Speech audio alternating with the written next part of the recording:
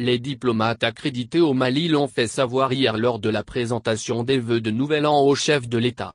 Les interventions ont porté notamment sur les réformes politiques et institutionnelles, la lutte contre le terrorisme, les élections générales à venir. La salle des banquets du palais de Koulouba a abrité, hier, la cérémonie de présentation de vœux des représentations diplomatiques, consulaires et des organisations internationales accréditées dans notre pays au président de la transition, le colonel Assimi Goïta. C'était en présence du Premier ministre Tchogel Kokala Maïga, du président du Conseil national de transition, Malick Dio, des présidents des institutions de la République ainsi que de plusieurs membres du gouvernement. La traditionnelle présentation de vœux est l'occasion pour le chef de l'État et ses hôtes de passer en revue le bilan de l'année écoulée et d'évoquer les préoccupations majeures de l'heure. En prenant la parole, l'ambassadeur extraordinaire et plénipotentiaire de l'État de Palestine au Mali, Hadi Chebli, en sa qualité de doyen du corps diplomatique, est reconnaissant de l'hospitalité généreuse des Maliens. Pour lui, malgré le contexte de guerre barbare imposé, le peuple malien est resté debout tout en incarnant la Djatiguia légendaire. Hadi Chebli a ajouté que la lutte contre le terrorisme exige plus d'efforts et d'engagement, indiquant que l'évolution de cette crise sécuritaire démontre suffisamment qu'il s'agit d'une affaire qui ne concerne pas que les Maliens. Le doyen du corps diplomatique a apprécié la montée en puissance, la détermination et l'engagement des forces armées maliennes, FAMA, dans le maillage sécuritaire du territoire. Selon lui, le déploiement et l'acquisition d'équipements adéquats ont favorisé la libération de nombreuses localités du joug des groupes terroristes. Au sujet du processus de transition, le diplomate a noté que le Mali a enregistré des avancées. Parmi celles-ci, il y a l'adoption de la loi électorale, l'installation des membres de l'autorité indépendante de gestion des élections, EGE, la finalisation de l'avant-projet de constitution et la mise en place de la commission de suivi des réformes.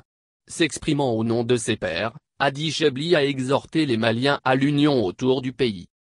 Nous exhortons tous les acteurs, au-delà des clivages, à épouser la recherche des voies et moyens de parvenir convenablement à la réussite de cette transition, a-t-il dit en substance. Le doyen Hadi Chebli a lancé un appel pour la reprise du dialogue pour la mise en œuvre de l'accord pour la paix et la réconciliation issu du processus d'Alger. Pour le diplomate, ce processus a connu des difficultés ces derniers temps. En retour, le président de la transition a déclaré que le doyen Hadi Chebli aborde les aspects les plus importants de l'action publique au Mali, marqué par le sceau de la refondation de l'État et du recouvrement progressif de la sécurité.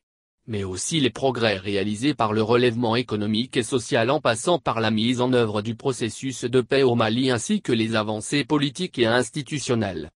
Toutefois, Assimi Goïta reste convaincu que les défis auxquels les Maliens font face sont multiples et complexes.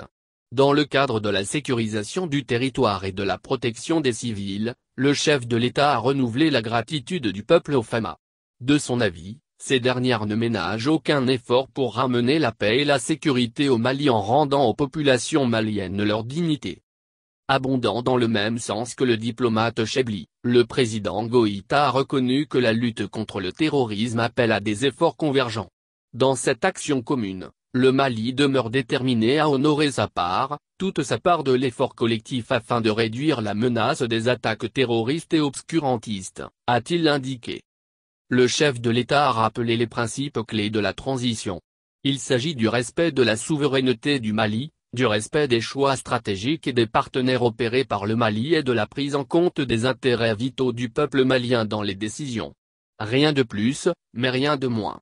C'est bien cela que les Maliens attendent de leurs autorités, a insisté le président de la transition, ajoutant qu'il se réjouit de plus en plus que les partenaires et amis comprennent et adhèrent à cette exigence légitime.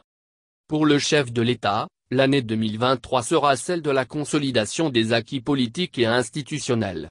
Il a rassuré que le gouvernement travaillera à poursuivre la mise en œuvre des réformes initiées.